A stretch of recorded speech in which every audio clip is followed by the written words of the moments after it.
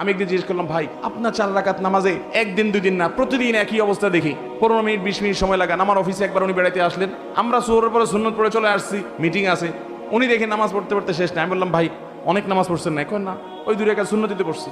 তো 2 রাকাত সুন্নত তো আমরাও পড়লাম, আমাদের যদি 5 মিনিট 7 মিনিট লাগে, আপনার 15 মিনিট কেমনে লাগে?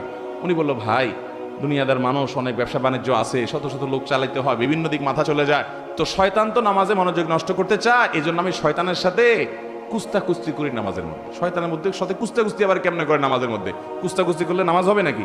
বলে যে কুস্তি সিস্টেমটা হলো এই, আমি যখন নামাজে দাঁড়াই, সূরা ফাতিহা অন্য সূরা পড়ি, তখন শয়তান আমারে যত আকতা কুকতা সব মনে করে দেয়, তখন আমি কুলে উঠতে পারি না, আল্লাহর কথা স্মরণ আসে না। আমিও তেড়ামি করি, পরিপূর্ণ আল্লাহর দিকে মনোযোগ আসার আগ পর্যন্ত তেলাওয়াত চলতে থাকবে। উনি বলে যে আমি যখন এভাবে সূরা বাড়াইতে থাকি যে ডিউরেশন বাড়াইতে থাকি, তখন এবার দেখা যায় ইবলিসে আমার মনরে এদিক নেওয়া ছেড়ে দেয়, দিয়া বলে যে তো লস প্রজেক্টের পিছনে মেহনত করলে তো সূরা আরো বেশি